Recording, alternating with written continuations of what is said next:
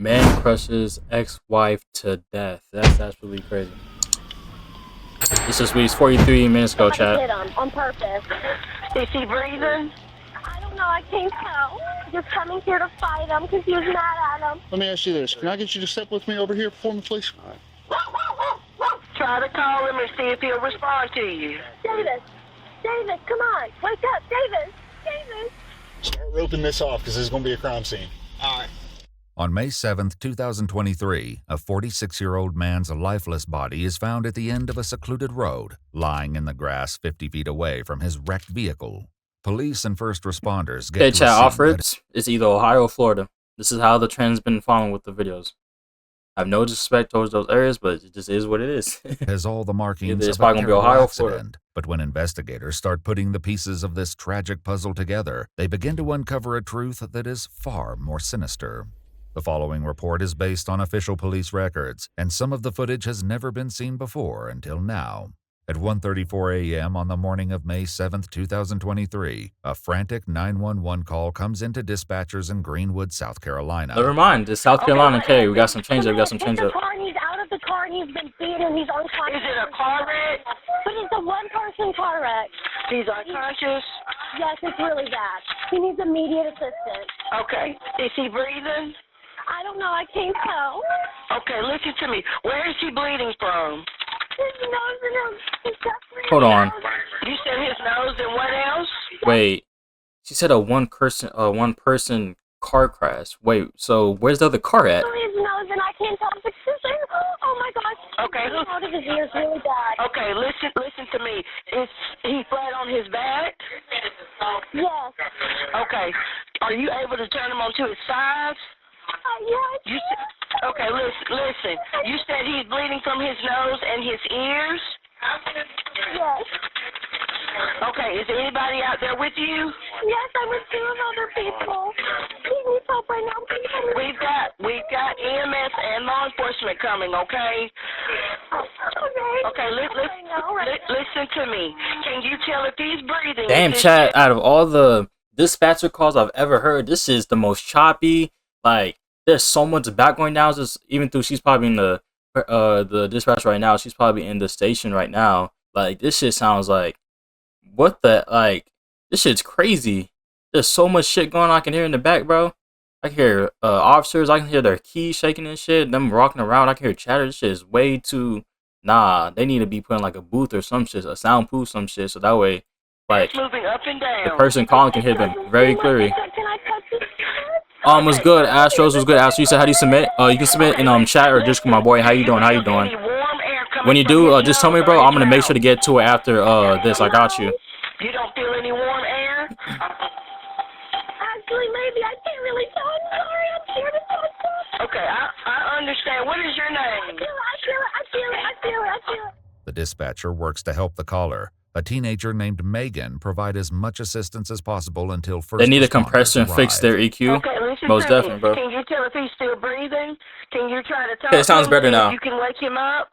So I can touch him? Is that okay? Okay, yes, ma'am. Try to call him and see if he'll respond to you. Davis, come on. Wake up. Davis, come on, Davis. Wake up. Can you tell if he's breathing? I think he's breathing, yeah. You think he's breathing? Okay. Is he moving around at all when you call him? No, he hasn't moved once. Okay, what's his name? His name's Davis McClendon. This is only the first of many personal Davis details that will emerge McClendon. on this horrific night. But as police and EMTs descend on the scene, the first order of business is to so you save said it's a Davis coke song. Is that straight? Yeah, McClendon's most definitely, life. bro. That's straight. I got you. I'll listen to that after this. I got you. Oh, my God. Oh, they're giving him CPR. Oh, my God. Okay, so EMS is here. Come on, Davis. Hard to tell anything.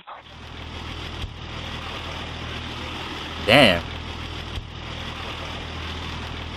So, either, because I'm trying to think, chat. He's in a crash right now, and there's no other cars. So he did like, either he hit a tree or something. They're gonna find As the it. first deputies and medics arrive on the scene, it becomes quickly clear that the 911 caller's use of the phrase one-person car wreck was misleading.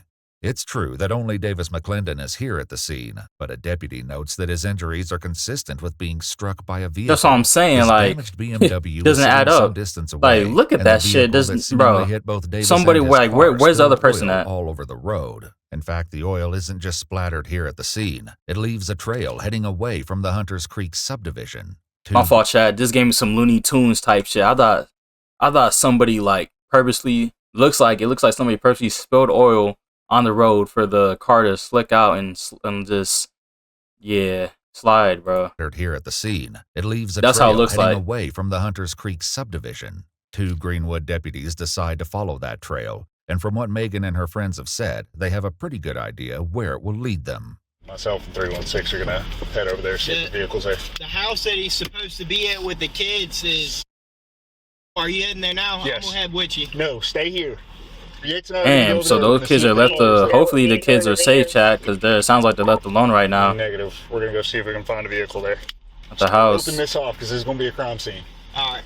Although the 911 caller didn't see the incident, she definitely has strong suspicions about what happened before she arrived. Who assaulted him?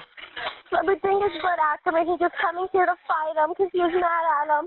And then we came to check up on him, and then we found him like this. Hold on. First of all, you said, I swear in the beginning you said you didn't know who the person was. Now you know who the person was, and now you know everything. So the person that assaulted him, It's not adding up. Named Bud Ackerman? Yes. Does he live in Hunters Creek? Well, he lived in Hunter's Creek, and him and his wife got separated, and he had him moving on his parents, and like right outside of Hunter's Creek, it's like 2 minutes away. It's like Old Abbeville Highway. Okay. Did he assault him? Did he have a weapon, or do you know? Did anybody see him assault him? Did anybody see it happen? No, I don't think that we got here. Nobody was here. We just thought we were gonna leave until I saw his body a couple feet away on the side of the dirt. Megan, who is still back at the scene, is not alone. She's with a woman named Meredith Haney, who is Bud Ackerman's estranged wife. Megan is, in fact, a frequent babysitter for their children. Okay, so this isn't Kay. Okay, so this is the babysitter. And then there's another nigga named Bud, who's has a wife as well. Bud for the named weekend, Mary, I believe. Meredith tells police. Not And as the Meredith. Hold on, let's go back. Yeah, Meredith. Bud Ackerman's estranged wife. Megan is, in fact, a frequent babysitter for their Okay, children. so the three of person whom are who staying called right with now Bud is for the Meredith, and weekend. then Meredith tells she's a police. babysitter for And as the deputies family make and the contact guy with who's in Bud the at his crash right parents' now. residence, those kids and their safety are their first priority. Damn, this place looks. They got bread locked up. This looks like a. Jeez. Okay, boy, I see it. Hey, garage is open. Damn, the dog's outside too. Garage is open. Sheriff's office. Yes, sir. Who the fuck? Are there some kids here? Yeah. Yep. Okay, whose kids are they? Mine. Yours and who? My wife. Okay. Wait, hold on. Chat, I'm so confused. I swear that. Chat, I swear in the beginning they said that the person who was in the car crash, this is his kids. Yet this guy right here is saying these are his kids inside the house. What the heck is going on? Let me ask you this. Can I get you to step with me over here for me, please? All right. You have your ID on you? I do not. Okay. Just step over here for me. Bud will do very little talking to police that night, but they've already got the beginnings of a tangled backstory, merely from what Megan told them in her initial call. Okay, so how did y'all know he was out there? Because he's dating Bud's wife. He's dating Bud's wife. He's been really good. So this is Meredith, chat, who's talking right now. Oh, she was really mad. He's been trying to find her all night. Okay, so David has been dating Bud's ex-wife? Yes. It will later emerge.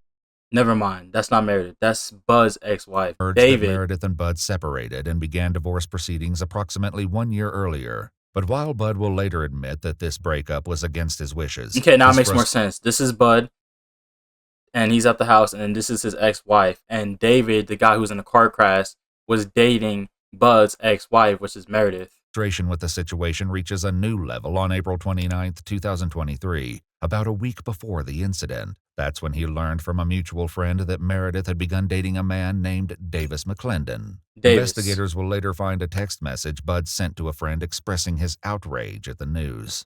Bud texts, "What the hell is Davis thinking, man? I mean, what the hell, Danny?" Danny replies back, "I have no clue what you're talking about. What did he do?" Bud writes, "He's been Meredith." He goes on to say, "I had my suspicions, but it was confirmed by her. I can't believe he'd do that to me. I mean, damn, I've known him my whole life." And when Danny simply writes, "I don't know what to tell you, Bud." No, Chad, that is kind of crazy. I ain't gonna lie to you. Like, imagine one of your homeboys. It's like, well, it's different because that's his wife, ex-wife, and then so it's like, imagine one of you feel me, have a girl, right? You and your girl break up, and then one of your homies you known for like your whole life goes and starts dating, you know what I'm saying, and getting busy with your ex-girl, but he's your homie, you know, that's kind of crazy, I ain't gonna lie. That's kind of crazy. Bud replies, or you said he'd be tight too? Yeah, that's kind of, I don't know, that's crazy. Up. Exactly 1 week after the text exchange, on the evening of Saturday, May 6th, Meredith and Davis go out to dinner at a restaurant called Break on the Lake, where security cameras pick up their arrival. It's only 4.5 hours before the tragedy on Avid Road. Davis goes inside while Meredith stays behind. They start calling your kids his kids, like, yeah, who are at Bud's bro. house and using their dad's phone to chat with her. This was like doomed from the beginning. Like, this was hella doomed from the beginning. Man, like, something was gonna happen. Somebody was gonna get jealous. Somebody's gonna get jealous. The screen as well, and he recognizes the scenery in the background. He doesn't know for certain that she's with Davis, but he has his suspicions. It's 8:48 p.m., and a bad night is only just beginning. Many hours later, deputies at Bud's house take careful note of the fresh, oily footprints that decorate the floor. So, footprints. Yeah. Footprints. Yeah, why are people so stupid? Like, why are criminals some of them just so stupid? Like you did that supposedly. What's this try to add up, chat? So basically, him right here, Davis probably got pissed and was jealous that no, not Davis. Bud got pissed that Davis was dating his ex-wife. Okay, he's pissed or whatever. And then he goes and do something with the car, with a cars. You drive the car and there's oil leaking, and you literally bring the track literally straight to your house, and then you don't think to, oh shit, the car is leaking oil. Oh shit, and then this nigga stepping in and he don't see footprints. Like, the evidence is all there. The cops don't even have to do shit at this point. You fucked up already. Like. Footprints. Man. That's the door I came in. Just stupid. Like, oily footprints. Oily footprints. The investigators follow the footprint trail back to a bedroom where they appear to come to an end at the foot of the bed. Is this parents' room? Yes. Okay. like what? Like what? One here. You literally you can't make this shit up, Chad. This nigga literally like led them to he literally led them to like, bro. Oh my gosh, this shit is crazy. Yeah. Investigators will indeed find. And he's probably wearing the shoes right now. He's wearing that night, as well as a small amount of what appears to be blood on his hands. Both were presumably clean earlier that night when he was at a local bar called the Key West Club, where surveillance shows him ordering at least 4 beers over an hour and a half. See, Chad, this is why. Know what I'm saying? I told y'all, do not participate in drugs or alcohol, because you know what I'm saying? It can make you do shit that you're not supposed to. And it's crazy too. This, I told you, like, Chad, this was just like fucked up from the beginning. Like, your homeboy that you know in your whole life is dating your ex-wife. Like, jealousy is gonna occur at some point, and they're all at a bar. He's at a bar right now, getting drunk, and then what do you think? If he even sees a glimpse, he even sees his homeboy with his ex-wife, he's gonna be hella pissed and stuff like that. And you drunk too, bro. Like, emotions are running high and stuff like that. You're not thinking properly. And therefore, you said not for you. Like, you think if you're gonna do some shit like this, you do some research on it, what not to do from other people. Well, yeah, you would think that criminals and stuff like that would do it, but off rip, they just said that he's drinking 4 beers and stuff like that. So then he probably was in his right state of mind and was just being stupid. So he already fucked up. But But that Bud makes isn't more just sense drinking why. and Yeah, that makes socializing. more sense He's making why repeated attempts the to get in footprints and contact like with the Meredith, who's shit left right straight to break his on the house. lake and is now with He was Davis drunk. at a friend's party. He wasn't paying At one attention. point, frustrated that Meredith won't take his calls, Bud texts her a message. "Why do you hate me? I just don't understand." Yeah, he's drunk. He's When doing a friend shit. who was He's at doing Key West stupid Club shit. that night calls Meredith to tell her that Bud is gone. Meredith and Davis head up to the bar themselves. According to what Meredith would later tell investigators, Bud continued calling repeatedly during this time. She says that when she finally did take his call, he demanded to know where she was and why she was refusing to speak to him. The call logs would later reveal that between 9:07 p.m. and 12:15 a.m. that night, Bud attempted to call Meredith a total of 36 times. Yeah, it was fucked up in the At his beginning, chat. residence in the hours after the incident, He said Meredith ain't even investigators take a fine close shit to be look at crashing Bud's out over. Ford That's what I'm F-150. saying, bro. Like once that, but like, bro, that I ain't gonna lie, that shit can take you. Like some people take that to heart, bro. Like your homeboys dating your ex-wife. Like some people take that shit to heart. Or it's like some people like kill over that shit. Like, nah, I mean joking, bro. Some people like take that shit to heart and kill over that shit. Like, but really in this situation, I can't say what he should be doing because like I'm not in that situation that he's in. But like if that ever did happen to me, I would just say like, bro, you just gotta move on, bro. Just move on. Just move on with your life, bro. He's still texting her. He's still calling her, bro. Like just block. Like you're done. You already got divorced and everything like that. I think he has a kid. He has a kid right now, stuff like that. Like, bro, just move on, bro. Just move on with your life, bro. Just move on. 50, which just happens to look like it's been in a crash. That's wild. Yeah, that's why I walked Like up. this chat. Like, look at this. In a This- crash. That's wild. You brought Yeah, them all. Like you just, bro. The cops don't have to do shit. You led them to where you're at. You gave them all the evidence because look, there's a truck with it looks like there's some dent or like some stuff on it. You see the oil, like you, and it like, bro, it's wraps. That's And why I then he's walked probably up wearing the and I was shoes like, that oh, he yeah. was over here doing You shit see in, that? Yeah. like right now. Yeah. That's a palm mark. But like that right there, you got There's little specks right there. Mhm. So I was like, oof. Bud himself refuses to answer any questions without a lawyer present, but the circumstantial evidence is piling up quickly. You fucked up As already, for bro. Meredith, she says she tried reaching out to Bud's friends and family while at the Key West Club earlier that night. In the meantime, Davis sent a text message to a friend saying, FYI, apparently Bud is drunk and out trying to hunt Meredith down. She's wanting to call the cops. I was hoping maybe you could get his dad to rope him in. At almost the same time, Bud Ackerman is on the hunt, scoping out the parking lot at the now closed Break on the Lake restaurant for any signs of Meredith and Davis. He makes Bro's two on simple- he's on a hunt right now. He's on a hunt. He's not thinking right. He's drunk. through the lot. He's before pissed. leaving. He has a bunch of jealousy in his Investigators heart. Hatred, bro. will later learn, thanks to the Ford's onboard computer, that he also drove down the street where Meredith lived. Oh, and your down shit the street coming where up. Your cover Davis coming out. I lived bet, in an bet. effort to find the couple. Back at the Key West Club, Davis decides enough is enough and tells Meredith he's going to call Bud and talk to him about the relentless attempts to get her on the phone. Meredith watches her boyfriend walk away, never imagining it would be for the last time. Bud would later characterize the call as aggressive, saying that Davis was threatening to beat him up. While the true nature of the conversation cannot be known, what is known is that Davis and Bud agree to meet near the intersection of Avid Road and Sawgrass Place. According to Bud, and confirmed by the call logs, he called Davis back at 1:09 a.m. He says he told Davis at that time that he wouldn't be meeting him after all, and would instead be going home. Bud says that Davis cursed at him and taunted him for backing out, at which time he drove straight to the meeting place. At 1:11 a.m., his final approach is caught on a local resident's surveillance camera.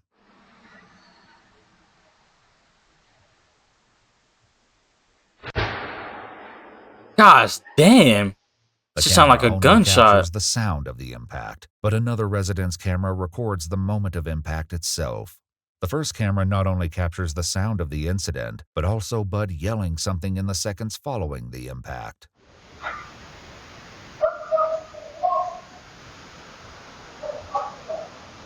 I got you, At Astros. I'll make sure 1:13 that a.m., you feel Bud's me. truck can be I ain't gonna lie seen to you. leaving the area. He would later say that the collision was an accident caused by Davis standing in the middle of the road. So you're telling me it's his fault he was standing in the middle of the road. So you saw the nigga, yet you still decided to go he's probably going like 80. It looked like he's going 80, 70.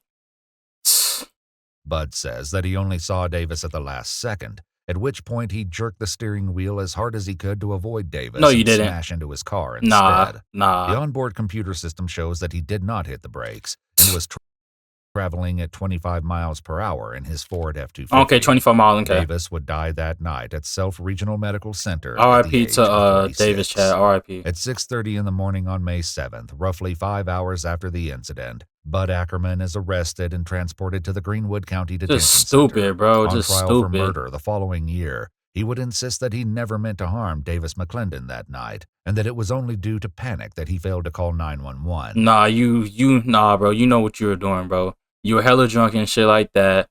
The thing said that you didn't stop your brakes. You could have stopped your brakes. What's good, Saint? You didn't stop your brakes. You were hella drunk. You had hatred in your heart. You had jealousy. Nah, you knew what you're doing, bro. And you told him to meet up at a certain place, and then you said, "Oh, I'm not coming back. I'm actually going home." And that nigga's just there waiting for you. Yet you still came. You know what you're doing. You know what The you're jury doing. deliberated for less than 30 minutes before delivering a unanimous verdict. Chad, that's how you know this nigga was guilty. 30 minutes? In October 2024, 42-year-old William Bud Ackerman was sentenced to 45 years in prison Yeah, for pack murder. him up. He's housed at the Tiger River Correctional Institution in Spartanburg County, South Pack him up. Carolina. Pack him up, Chad. Pack that nigga up. Pack him up. But nah, Chad, this was actually kind of crazy because it's like, nah, there's no excuse for what he did. Like, there's no excuse. Like, you literally murdered a person. It's like kind of premeditated too, because he knew what he was doing and stuff like that. But at the same time, it's kind of fucked up from the beginning, chat, because it's like I see what he's saying. Like, he has a lot of hatred in his heart. And he's also like pissed because your homeboy is dating your ex-wife now, and you know she's also getting bitchy as well. So he said what he did. Basically, his homeboy that he grew up with for his whole life was dating, you know what I'm saying, getting busy with his ex-wife. And then he got hella drunk and stuff like that. Basically told him to meet at a certain place. And then said he was gonna go back home. And then the guy, his homeboy, was waiting. And then he goes and basically kind of like runs over his homeboy. And then homeboy passes away. What's good, Glock? What's good, Glock? What's good, Glock? Please to the follow, boy. Please to the follow. That's basically what happens. But it was kind of fucked up from the beginning, you know what I'm saying? But there's no excuse for what he did at all. So